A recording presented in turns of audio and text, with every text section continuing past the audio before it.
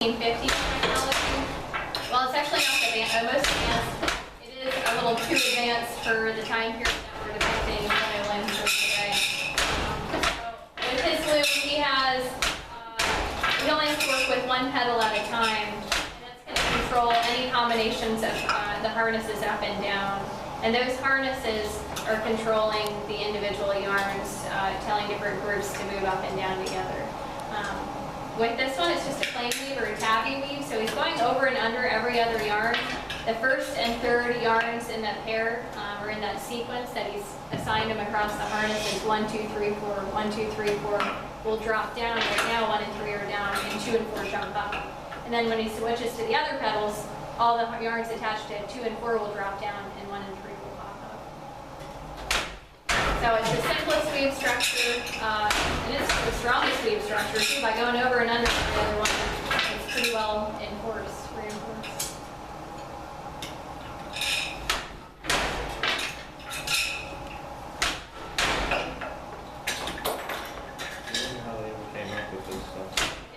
So the loom on the other side of the room is 11th century technology, and that one's the first horizontal loop with pedals to control the different harnesses and shit. So, golly, 1,000 years ago, someone came up with this technology, and we're still using the basic concepts in our modern mills today. How long does it take, if you've got nothing on here, to set it up? Anywhere from 3 to 20 hours. So, okay.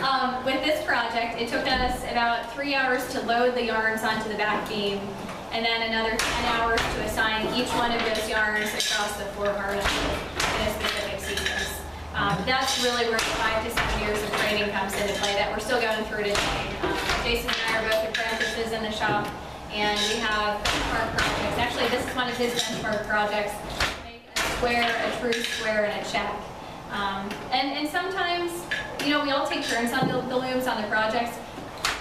It in with a different amount of force, so sometimes the squares are more rectangular in one direction or the other, so that's all just part of the apprenticeship, being consistent and practicing. But 13 or so hours of setup for this one, and doing huge runs of cloth, as much as you can fit on that back beam without the yarns kind of rolling off, flopping off to the side. I think the maximum we've done in one run was 50 yards, and we did 3 50-yard increments for George Washington's campaign tent. This is the best sound in the entire world, I'm sorry.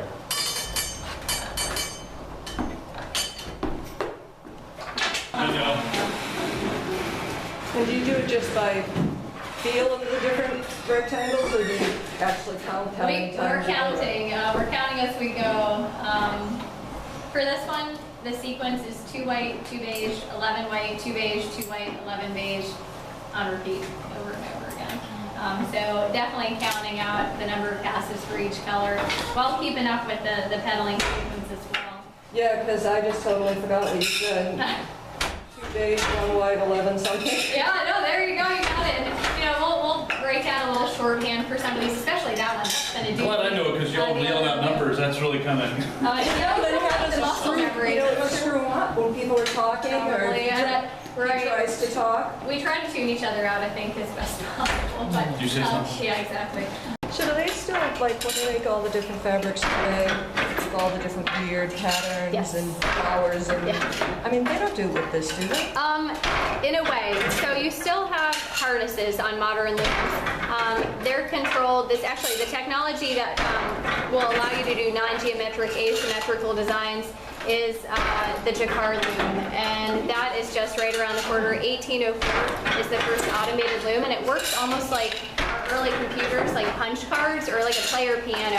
There's a roll with little holes poked out in the part that's actually controlling the individual yarn, so they're kind of plucked up, and each yarn is controlled independently from the rest. So that technology combined with our harnesses allows us to do more complex designs today with really wild design.